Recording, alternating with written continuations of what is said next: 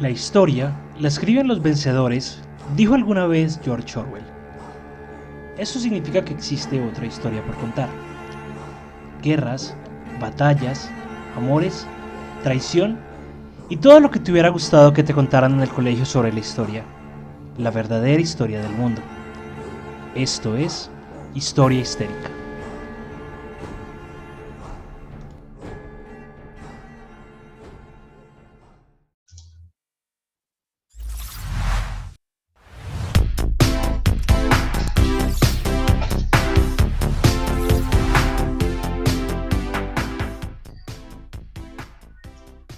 Esperemos algún día poder volver a decir buenos días, buenas tardes o buenas noches, dependiendo de cuándo y dónde nos estén escuchando. Mientras mi país sigue en paro, todavía serían días tristes. Y sí, efectivamente el paro no paró, solamente que dejó de hacerse viral. Bienvenidos a Historia Histérica, el podcast en el que te hablaremos de historia, como te habría gustado que lo hicieran en el colegio. Yo soy Juanse y me pueden encontrar en Twitter como Calavera Barbada y en Instagram como Calavera Rayita el Piso Barbada. Y recuerden seguirnos en todas nuestras redes sociales, estamos como Historia Histérica. Nuevamente está con nosotros Lina, nuestra Valquiria del Valhalla. Linis, ¿cómo estás? ¿Cómo vas? ¿Cómo te ha ido? Hello, hello, buenos días, buenas tardes, buenas noches a todos, todas, todes, no sé, bueno, ¿cómo están? ¿Cómo se encuentran? Juanse, ¿cómo vas? Muy bien, aquí vamos, extrañándote mucho.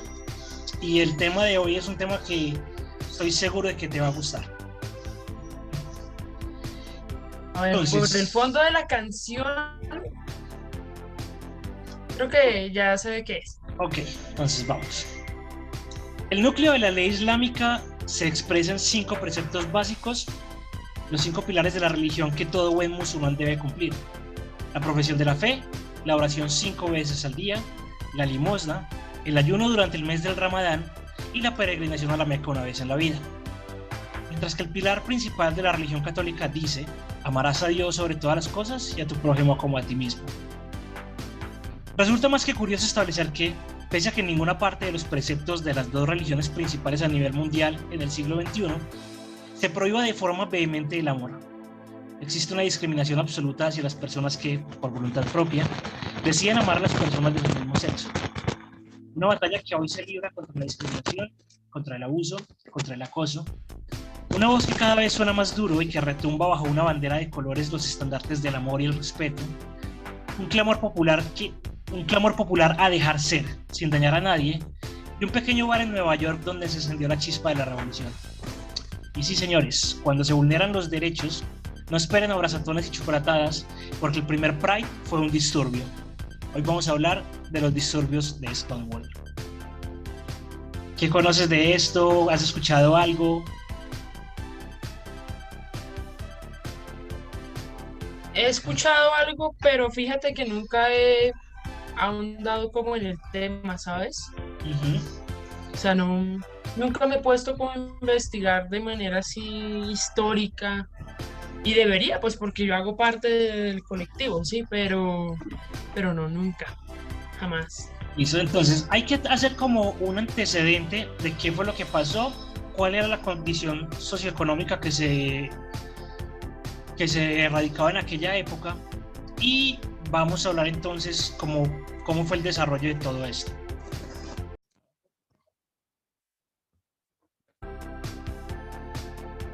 Listo. Entonces, después de la Segunda Guerra Mundial, los comunistas, los anarquistas y otras personas catalogadas como antiestadounidenses y subversivas eran consideradas un peligro para la estabilidad, y los homosexuales fueron integrados a esta lista en 1950 por el Departamento de Estado de los Estados Unidos, bajo la teoría de que esas personas eran muchas veces susceptibles de chantaje.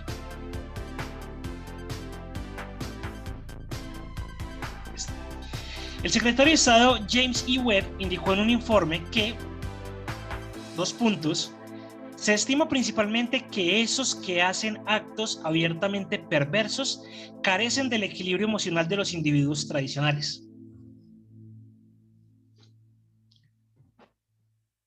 Ok, me está dando ya rabia. Listo. Y entre 1947 y 1950 se radicaron 1.700 demandas de trabajos federales, las mismas 1.700 demandas que fueron rechazadas.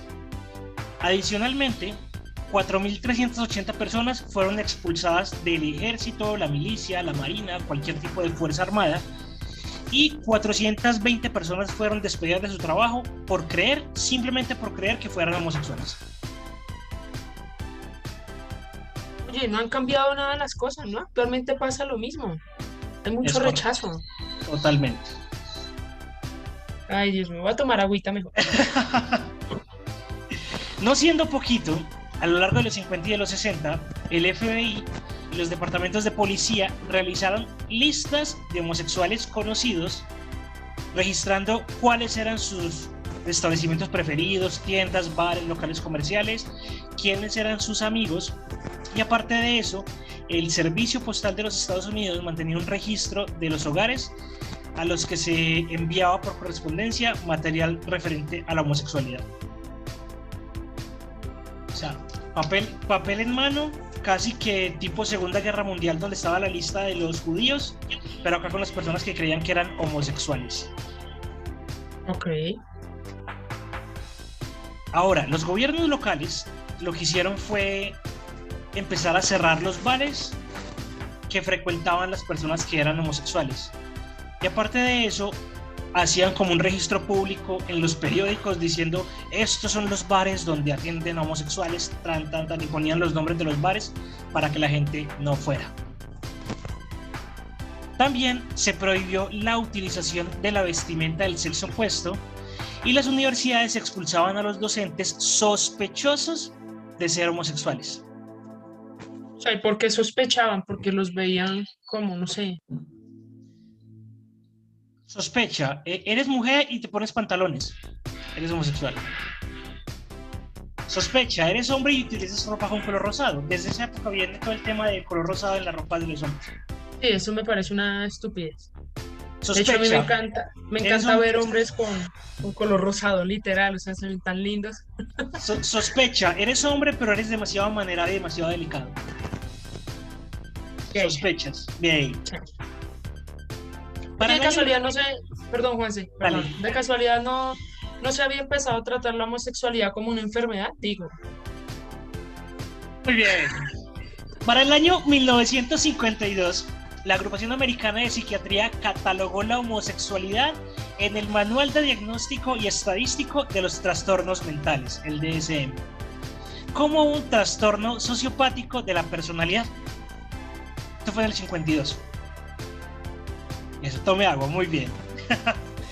Sin embargo, Evelyn Hooker, una psiquiatra, para el año 1956, realizó un análisis que comparaba la felicidad y la habituación a su ámbito de hombres que se identificaban a sí mismos como homosexuales con hombres heterosexuales y no encontró diferencias.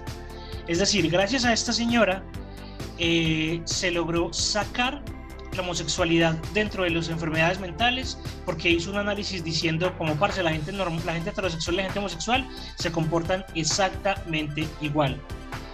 Sin embargo, ella hizo, o sea, en el 52 entra la homosexualidad como una enfermedad, ella hace este análisis en el 56, pero la enfermedad no es sacada del manual de la DSM solamente hasta 1973.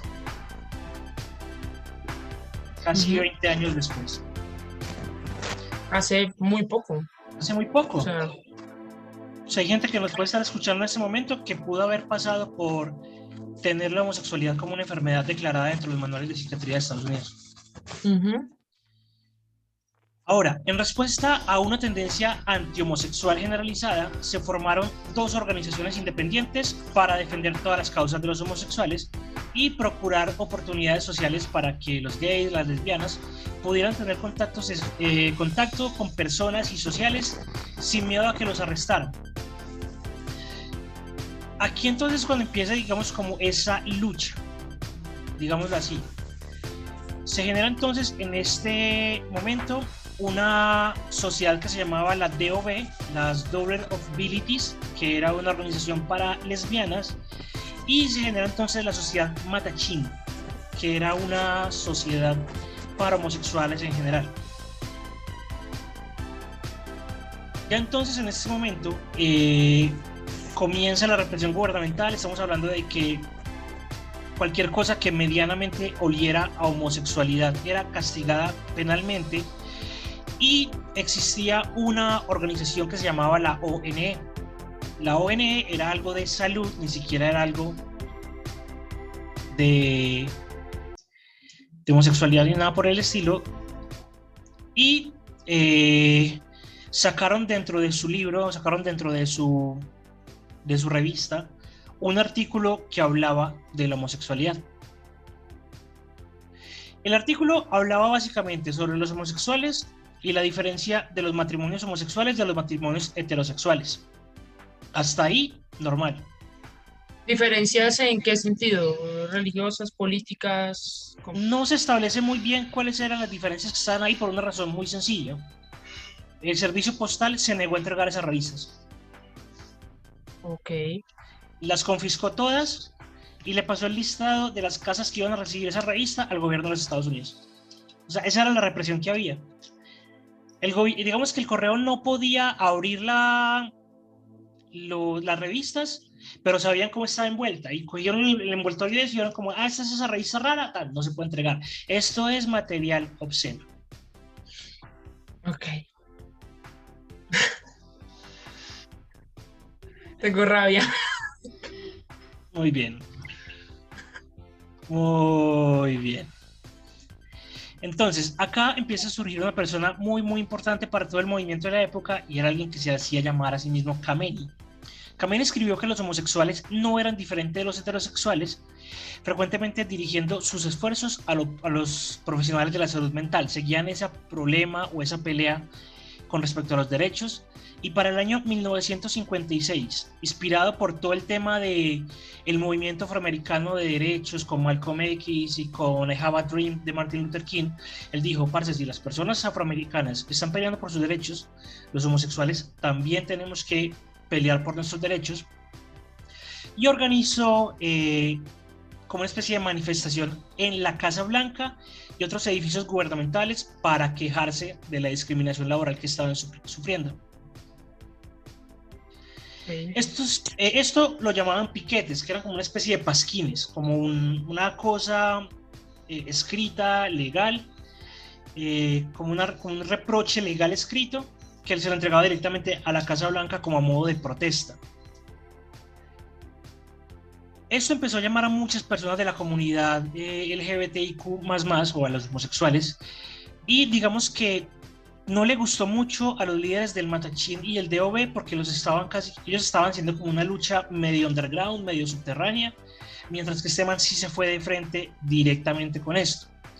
Y al mismo tiempo había manifestaciones de los movimientos feministas y las manifestaciones que habían en contra de la guerra de Vietnam.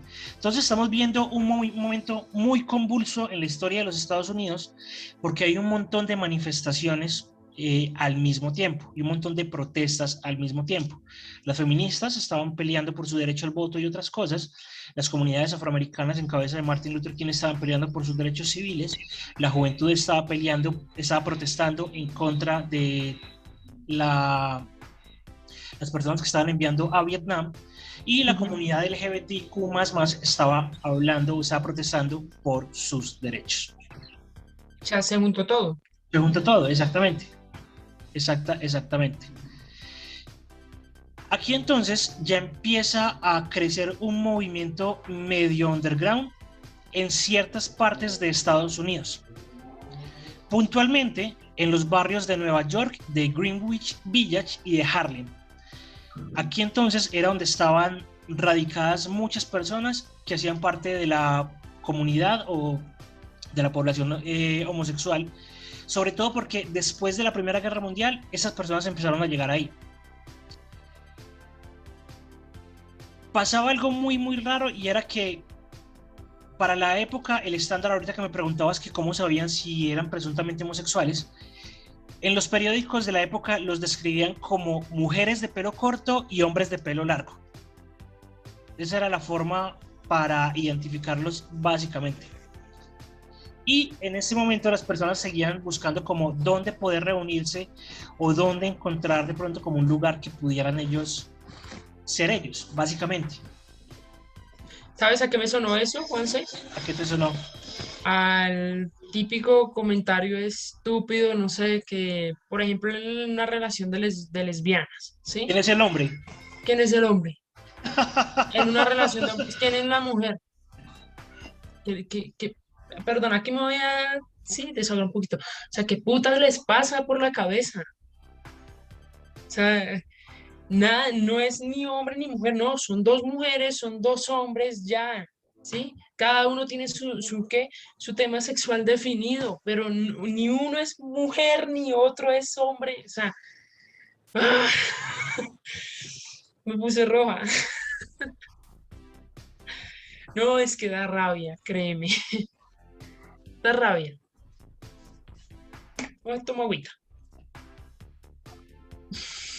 Entonces, tenemos dos puntos de concentración, Greenwich Village y Harlem, y en esos puntos en específico se empezaron a hacer muchos ataques por parte de la policía de la época. Entonces, ¿qué era lo que hacían? Empezaban a quitarle las licencias de distribución de licor a los bares que estaban atendiendo a personas homosexuales, lesbianas, travestis, drag queen. Si veían alguna persona de estas dentro del bar, le quitaban la licencia al cantinero, como en medida de represión para que los cantineros no tuvieran a esas personas en esos lugares. Las personas de la comunidad se dieron cuenta. Entonces, ¿qué fue de pronto lo que hacían los policías? Los policías se hacían pasar por incógnitos, se metían al bar, las policías mujeres le coqueteaban a mujeres, los policías hombres le coqueteaban a hombres, y si le paraban bolas, lo arrestaban. Sí. Vale. Ojo, y no solamente en los bares, sino que en los parques también lo hacían. En los parques buscaban de pronto personas homosexuales o que creían que eran homosexuales, es decir, un hombre pelo largo, es decir, un hippie para ellos catalogaba también como homosexual. Y le echaban los perros, le echaban el cuento, y si el man caía, lo arrestaban, básicamente. Si bien no había de pronto como una ley específica que dijera que no se le podía servir trago o licor a los homosexuales, básicamente muchas veces lo que hacían era que llegaban a esos bares, identificaban personas homosexuales. Esa táctica creo que te va a resultar muy familiar. Los toreaban, los acosaban, los atacaban, y cuando las personas de la comunidad respondían, cerraban el chuzo por desorden público. Demasiado similar a lo que pasa en las manifestaciones actuales. Total. Listo. Entonces, ese era el ambiente que se sentía directamente en los bares en la época de los 50, de los 60. ¿Qué pasó? Para el 28 de junio del año de 1969, esta podría haber sido una noche más en uno de los focos de ese tipo de personas que se llamaba el Stonewall Inn.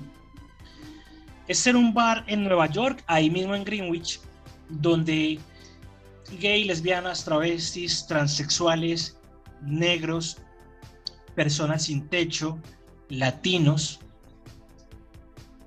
cualquier persona que no fuera aceptada en algún otro lugar estaba aquí, porque era un lugar que atendía absolutamente a todo el mundo, sin importar exactamente de dónde viniera, cuál fuera su origen y demás. Que aparte de eso era un cuchitril, o sea, era un bar chiquito, era un bar feo, era un bar que supuestamente olía maluco, era un bar donde la mafia italiana hacía negocios. O sea, imagínate el tipo de bar que era, pero, sí, era el bar de ellos, era el único lugar donde ellos podían estar.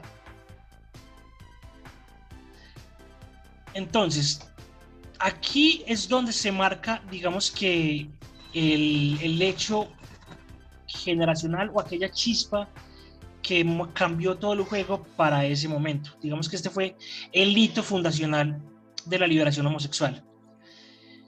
En términos reales, ya se venía precediendo una lucha, ya venían movimientos como la comunidad Matachín, como el DLB, como las publicaciones en diarios diciendo no pasa absolutamente nada. Pero lo que pasó aquí fue lo que hizo, lo que puso a la vista de todo el mundo, todo lo que estaba pasando con el movimiento LGBTIQ++, y todo lo que, digamos, estaba generándose por debajo por parte de la policía, los gobiernos, el Estado, etcétera, etcétera, etcétera. O sea, fue el detonante. Exacto, fue el detonante, y más aún porque fue una reacción espontánea, fue una reacción violenta contra todos los abusos que estaban haciendo las fuerzas policiales. No fue algo que se planeó, no fue algo que todo el mundo dijo como vamos a ir a Stonewall para hacer una protesta. No, o sea, la gente estaba ahí, estaba relajada, estaba tomando bar, tomándose una chela, tomándose una pola, hablando, departiendo entre amigos. Pero era constante y era frecuente que la policía llegara y entonces el bartender de ahí se los transaba y los policías se iban. Pero ese día no, o sea, ese día ya digamos que había un ambiente de represión tan grande que ya la gente estaba cansada de absolutamente todo lo que estaba pasando para con la comunidad, y este fue digamos que el punto neurálgico que ya dijo como ya, a la mierda todo, vamos a pelear por nuestros derechos, y the first Pride was a riot, dicen las camisetas que se utilizan por estos días. No me dijiste que ibas a hacer el capítulo hoy del Pride o si no hubiese tenido mi bandera. Bueno, lo hubiese comprado primero. Ahí pegada, atrás, al lado del cuadro de Ragnar. No pasa nada, no pasa nada. Entonces, este episodio, que se considera como el fermento del movimiento de lucha por los derechos de la comunidad LGBTIQ++, de aquella época LGBT en Estados Unidos y el resto del mundo,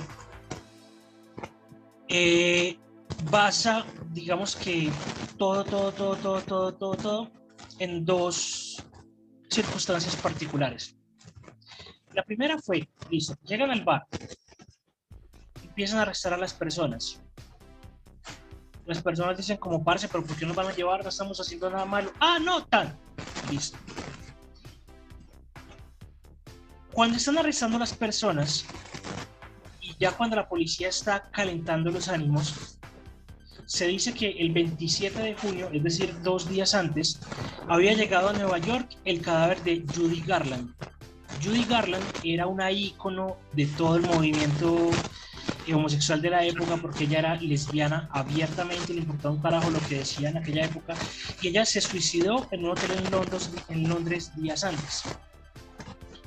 Entonces la policía llegaba al lugar, buscaba tropel, como no tiene licencia, bla bla bla bla bla bla bla, y cuando empezaron a arrestar a las personas, uno de los policías se burló del cadáver de Judy Garland. Ok. Y ahí fue cuando todo el mundo como, ¿qué? ¿Qué fue lo que dijo este man? ¿Que Judy Garland qué? Tan. Entonces ahí todo el mundo se calentó todavía más, y ahí fue cuando se desató como toda esta rabia que había contra la policía. Hay otra teoría que habla de que había a una de las mujeres que supuestamente, espérate, le digo exactamente el nombre de la chica, Storm de la Barbier, que era también una reconocida lesbiana de la época. Le pusieron ¿Pero americana o...? No, americana, pues ese era el nombre de pila. Ok. Ese era el nombre de pila. Le pusieron las esposas y se las pusieron muy ajustadas. Entonces ella empezó a decir como, parce, las esposas están muy ajustadas, záfeme las esposas, libéremelas un poquito, y la policía empezó como a tarbanearla, ella estando esposada, y todo el mundo se dio cuenta y todo el mundo se le fue encima a la policía por eso. Esto es otra versión que también está documentada, pero no hay, digamos que, mayor información, porque ni siquiera se puede hablar de si Storm de la Barbier estaba puntualmente ese día, y más aún, todavía más complejo, todo el mundo de la época sabía quién era Storm de la Barbier, pero nadie sabe quién era realmente ella. Es lo que se conoce hoy día como un fake en redes sociales que nadie sabe realmente quién es. Allá se manejaba en esa época. Sabían quién era, sabían cuál era su nombre de pila, pero no sabían exactamente cuál era su nombre real, por así decirlo. Ok. Y algo también que pasó particularmente es que cuando la policía llegaba aquí a buscar de pronto como extorsión o para que los transaran o para que les dieran plata, usualmente lo hacían más o menos a eso de las 5 o 6 de la tarde antes de abrir el bar, como también para sacarle plata o cuando era todavía muy temprano, tipo 8 o 9 de la noche. Aquí no, aquí llegaron a la 1 de la mañana. Llegaron a la 1 de la mañana a pedirle directamente al man plata y supuestamente lo que buscaba la policía en aquel momento era cerrar del todo el bar definitivamente, porque existía algo que se llamaba el Escuadrón de Moral Pública, que no eran policías, pero eran lo que se conoce comúnmente aquí en Colombia como los sapos. Entonces, como Pensé los que ibas a decir gente de bien, pero no, no era gente de bien porque digamos que no iban armados por ahí en la calle disparándole a todas las personas simplemente por pensar diferente. No, estos eran sapos. Upsi. ups. Upsi. Entonces, digamos que este lugar era un foco puntual para las personas o para el Escuadrón de la Moral Pública, porque era escandaloso, porque había gente vestida rara, porque tenía conexiones con la mafia, porque allí albergaban jóvenes sin techo, porque aquí llegaban latinos, porque aquí llegaban afrodescendientes. Entonces solamente por eso era un lugar que era inmoral. Empiezan entonces la policía llega, empieza a buscar a la noche y empiezan a sacar a las personas y empiezan a filarlas en las afueras del bar y a pedirle papeles y a pedirle documentación. Y entonces empezaron como a presionar a las personas contra la pared. Entonces imagínate el cuadro, está de entrada de un bar, hay una fila de personas de la comunidad LGBT, detrás de esa fila hay un montón de policías revisándolos, cachándolos, pidiéndole documentación y maltratándolos, y detrás de los policías hay más personas de la comunidad LGBTIQ, más, viendo cómo están cascando, golpeando y humillando a los compañeros con los que hace un ratico estaban ahí tomando una cerveza y bailando. ¿Cómo crees que eso iba a terminar?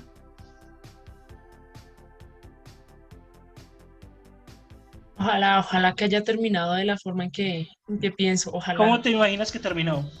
Así en tremenda trifulca. Inicialmente se habla de que eran 50 policías. Cuando vieron que se estaban calentando los ánimos, los policías pidieron refuerzos. Entonces llegaron 400 policías. Cuando llegaron 400 policías, la gente de la comunidad pidió refuerzos. Y llegaron 2.000 manifestantes. 2.000 manifestantes contra 400 policías en lo que se conoce como los disturbios de Stonewall o la pelea por los derechos. Y no fueron cosa de una noche.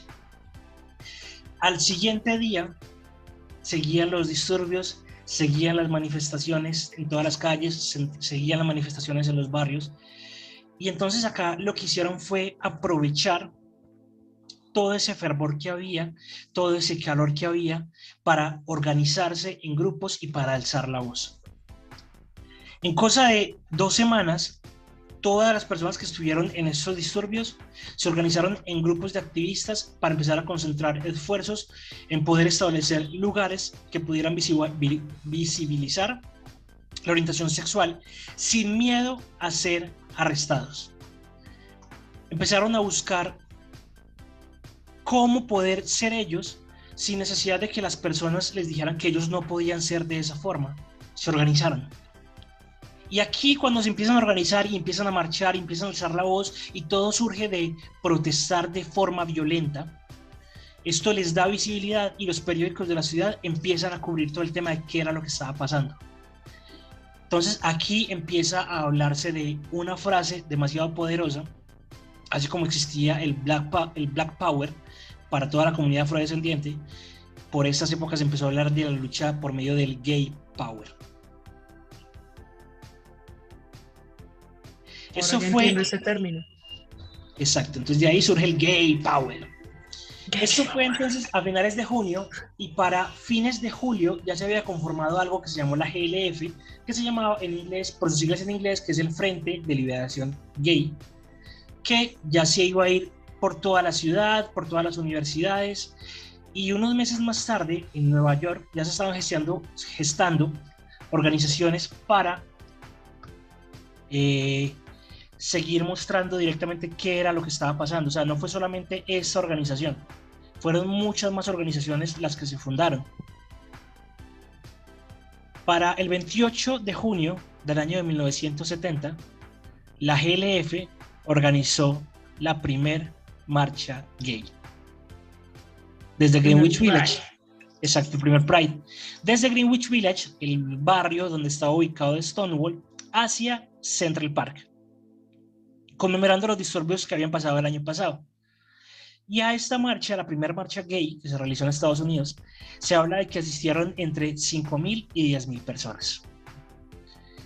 Con el tiempo, ya más ciudades empezaron a sumar a estas marchas, y posteriormente ya se convirtió como una fecha supremamente importante a nivel mundial, donde se recuerdan todos los acontecimientos de Stonewall como el origen de la lucha de forma radical, violenta, con una voz agresiva y alzando todo el puño, diciendo: así somos, así queremos ser, no le hacemos daño absolutamente a nadie, déjennos ser como somos, y lo más importante, déjenos amar como nosotros queremos amar. Gay power. Gay power. Digamos que se ha avanzado. La lucha todavía falta mucho, siento yo. En Colombia, el primer Pride se celebró solamente hasta el año 1984, y de ahí tuvo una para hasta el año 1996. También hablaremos de eso en otro capítulo. Pero no quiero cerrar el episodio sin antes decirles cuáles son de pronto a nivel América Latina el estatus actual de las personas homosexuales, o los derechos a los que tienen derecho, valga la redundancia. ¿Por qué? Porque me he encontrado con muchas publicaciones de: ay, es que todo lo quieren volver gay, ay, es que a todo le quieren meter agenda, ay, es que, ¿qué más quieren? ¿Qué más derechos quieren? Pues es una moda. Es una moda. ¿Qué más derechos quieren? Pues miren, a nivel América Latina, esos son los derechos a los cuales las personas homosexuales pueden acceder. En Argentina tienen 10 derechos: adopción, matrimonio igualitario, heredar la pareja por fallecimiento, identidad de género, ejercicio del voto, seguridad social, educación, familia, intimidad y pensión a la pareja. Argentina, 10 derechos. Solamente tienen 10 derechos. En Bolivia tienen 2 derechos: identidad de género e unión civil. En Brasil tienen 11 derechos: derecho al trabajo, a identidad de género, adopción, a una unión estable, pensión de la pareja, heredar de la pareja por fallecimiento, seguridad social, por enfermedades, por discapacidad o por salud, familia, matrimonio igualitario y uso de nombre social para los contribuyentes. En Chile, yo creería que en Chile habían más, pero en Chile solamente tienen 3 derechos: unión civil, heredar a la pareja por fallecimiento y el derecho a la identidad de género. Colombia. ¿Cuántos hay en Colombia?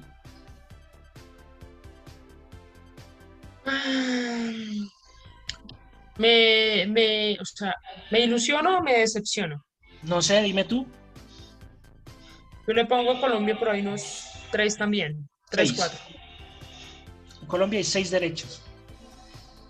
Heredar a la pareja por fallecimiento, no sabía que lo había. Seguridad social, salud, pensión a la pareja, adopción, identidad de género y matrimonio igualitario. En Costa Rica hay 4: seguridad social, derecho a la no discriminación laboral, pensión a la pareja y seguridad social. Es curioso cómo cosas que deberían ser normales hay que pelear para que sean un derecho a la no discriminación laboral. En Cuba tienen 2: seguridad social por medio de la salud, es decir, que ellos pueden acceder a una cirugía de reasignación de sexo como un derecho, cosa que me parece chévere, y derecho al trabajo. En Ecuador son 6, en El Salvador es 1, en México son 3, que es el ejercicio del voto para las personas trans, la seguridad social, guardería, salud, herencia, apoyo en caso de orfandad y pensión de la pareja. Panamá 2, Perú 1, identidad de género, y Uruguay 10. Es decir, México solo tiene 3. sí, México solo tiene México 3. tenía más. Wow. Entonces, por esto se alza la voz, por esto se lucha, por esto se marcha, por esto se pide. No existe una agenda detrás diciendo que todo lo quieren volver homosexual. No pasa como con lo que me encontré esta semana con el comentario de una señora diciendo: es inconcebible que Disney caiga en esos juegos y quiera hacer a Loki una persona homosexual. Señora, no es homosexual, es género fluido. Es lo mismo. No, no es lo mismo. ¿Y para qué hacen eso? Porque es canon. ¿Cómo que es canon? Sí, señora, en la mitología Loki es así. ¿Cómo? ¿Dónde dice? Dice en la parte en la que Loki se convirtió en yegua para que tener sexo con un caballo y luego engendró a un caballo de 8 patas que se lo regaló a Odín. La homosexualidad ha estado presente en absolutamente todos los momentos de la historia. Inclusive, según datos, se habla de que en 1514 uno de los primeros libros que se escribió sobre las Américas se llamaba La Historia General y Natural de las Indias. Reportaba que la homosexualidad era más común en los territorios, en lo que hoy es Colombia. 1514. Okay. Es un libro escrito por españoles. Historia General y Natural de las Indias. Entonces, ¿qué pasó? Vivíamos siendo felices y siendo nosotros mismos, pero llegó algo o alguien a decir que no estaba bien, y a partir de ahí empezamos a discriminar y se nos olvida el amarás a Dios sobre todas las cosas. Esta lucha llena de color, Mireya o escarcha, arcoíris, tacones, lápiz labial y puños de acero continúa. Esto no se queda así y seguiremos alzando la voz. Yo no hago parte de la comunidad, pero mi respaldo total y mi amor total hacia todas las personas de la comunidad LGBTIQ++. Respeto y admiración porque lo que viven no es fácil. Y cuando ustedes piensen en atacar a un homosexual simplemente por ser homosexual, recuerden que la homofobia parte de la homosexualidad encubierta. ¿Y ni quieres agregar algo más? No, tú ya me quitaste las palabras de la boca. Digamos que, a ver, muchos hemos venido de hogares ultra conservadores, ¿sí? En mi caso yo vengo de un hogar conservador, amo a mi familia, pero hay que ser realista, ¿sí? Y a mí me costó demasiado, demasiado, demasiado salir del closet. Me costó más de 12 años poderme aceptar primero a mí misma y dejar de pensar o dejar de decir que yo era la que estaba mal por todo eso que me habían inculcado, ¿sí? Y lo difícil, Juanse, en este trance es aceptarse a uno mismo primero. Cuando ya uno se acepta uno mismo y yo soy lesbiana, o a mí me gustan las mujeres, o a mí me gustan los hombres, o esto, o lo otro, ya primero, o sea, ahí ya tienes un 50% ganado. Falta el otro 50% que es difícil, dependiendo de la familia en a la que pertenezcas, ¿sí? Afortunadamente yo tuve apoyo de mi familia y un apoyo muy bonito, mi hermano, primos, ¿sí? Pero también entiendo que hay personas que salen del closet y los primeros en cerrarles las puertas son sus propios papás. Créeme, Juan, he escuchado historias de amigos que literalmente los padres le dicen que prefieren verlos muertos a tener hijos homosexuales, los echan de las casas. Eso lo veremos en la segunda parte, cuando hablemos del primer Pride en Colombia. Oh, ok, voy a dar mi opinión y a mí me pueden decir, no, es que eso es otra cultura, fueron criados en otra. No, No, no se trata de eso. ¿Tú cómo le vas a decir a tu hijo, a tu hija que prefieren verlos muertos antes de que estén con una pareja de su mismo sexo? O sea, ¿qué le pasa en la cabeza? Oh, no me estoy riendo por lo que estás diciendo, sino que me No, no, estoy no, yo riendo sé, yo sé, yo sé. No, yo sé, yo sé. porque hablo puntualmente de eso en el siguiente capítulo. O sea, lo tengo ahí descrito, está documentado y justamente algo así es como el intro que hice. Y sí, o sea, estoy totalmente de acuerdo contigo. No, Me, no, debe, da rabia. no debería ser así. Total, o No sea, debería ser así. O sea, el amar a una persona no debería ser motivo de que te juzguen, te critiquen, te rechacen, te ataquen y te maten. En el peor de y los tengan casos. algo por seguro también de que si hay alguien, de pronto, no sé, más adelante, ahora, en un futuro, que vaya a ver este video y se